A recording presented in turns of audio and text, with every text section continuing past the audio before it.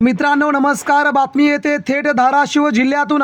धाराशिवमध्ये मनसे अध्यक्ष राज ठाकरेंना मराठा आंदोलकांचा सर्वात मोठा करावा लागलाय सामना। नेमकं काय घडलं? आज संध्याकाळी धाराशिवमध्ये मराठे राज ठाकरेंच्या हॉटेलमध्ये घुसले। नेमकी काय अपडेट?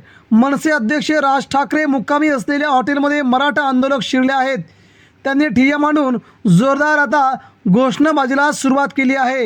राज ठाकरे मुक्कामी असलेल्या हॉटेलमध्ये आंदोलकांनी ठिय्या मांडलाय।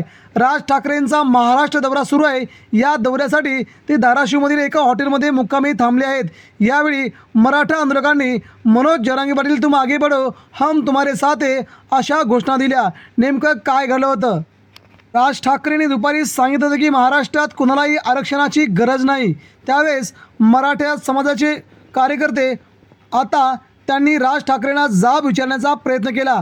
राज ठाकरे आपण मराठा आंदोलकांविषयी असे का बोललेत आणि आपली मराठा आरक्षणाविषयीची भूमिका जाहीर मांडा, तरच इथून आम्ही जाणार, अन्यथा आम्ही इथून हलणार नाही, असा या मराठा आंदोलकांनी पवित्रा घेतला होता। राज ठाकरेंना खाली बोलवा, त्यांना आम्हाला निवेदन द्यायचं आहे अशी मागणी या आंदोलकांनी केली होती। त्यामुळे सध्या इथे बराच वेळ तणाव झाला होता, परंतु राज ठाकरे खाली आले नाहीत। त्यानंतर थोड्या वेळाने हे आंदोलक आपल्या मागण्या घेऊन राज ठाकरेंच्या जवळ गेले, परंतु सध्या मात्र धाराशिव जिल्ह्यामध्ये या आंदोलकांनी आपल्या मागण्या पूर्ण करा किंवा आमच्या मराठा आरक्षणाला आपण पाठिंबा द्या असं जाहीर आव्हान त्यांनी राज ठाकरेंना केले। आपण समोर पाहत आहे की मराठा आंदोलकातील या युवकांनी या हॉटेलच्या बाहेरच आपला ठिय्या मांडला आहे। जोपर्यंत राज ठाकरे भेटणार नाहीत तोपर्यंत आम्ही इथून हलणार नाही असं सांगितलं आहे।